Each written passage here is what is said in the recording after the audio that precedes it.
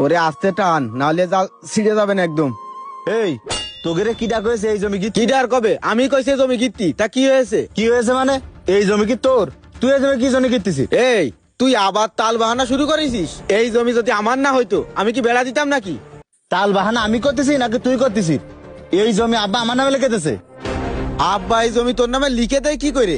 আরে আমি বিদেশের থেকে টাকা পাঠাইছি, আমার আইডি কার্ড ছিল না, তার জন্য এই জমি আমি আব্বার নামে নিছি। সেই জমি আব্বা তোর নামে লিখে দেয় কি করে? আমি এসব তোর মুখের কথা শুনবো না। তুই কি জমির দলিল দেখবি? আরে রাখ তোর দলিল, আমি কোনো দলিল দেখবো না। আমি আব্বার কাছে যাচ্ছি, যাই শুনবো কি করে তোর এই জমি লিখে দেয়। এ হাসান আয়।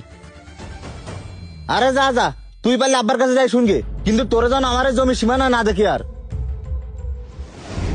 যাও, তুমি বের হয়ে যাও, এই বাড়ির সীমানা জানা তোমার না দেখি আমি। বাপরে, তুই আমার একটা কথা শোন। তোমার কোনো কথা আমি আর শুনবো না, তুমি এই বাড়িতে বের হয়ে যাও।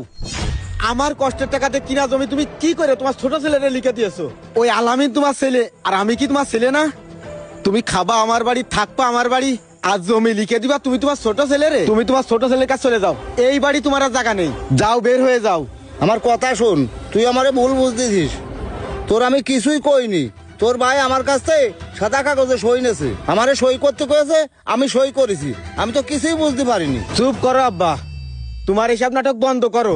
তুমি তোমার ছোট ছেলেরা জমি লিখে দিয়েছো না, ছোট ছেলের কাছে চলে যাও। আজকে তো আমি ভাববো যে আমার আব্বা মরে গেছে। যাও, তুমি চলে যাও। মইনুল, মইনুল রে বাপ, আমার একটা কথা শোন। কোনো কথা শুনবো না, তুমি এই বাড়িতে বাপ চলে রে, যাও। আমি তোরে ঠকাইনি, তুই আমারে বিশ্বাস কর। আলামিন, ও আলামিন, বাড়ি আছিস বাপ? কি হয়েছে আব্বা? সকালে তো আমি না খেয়ে রয়েছি, আমি এখনো কিছু খাইনি। আমার খুব খিদে লেগেছে, আমার কটা ভাত দে, আমি ভাত খাবো। আর আজকে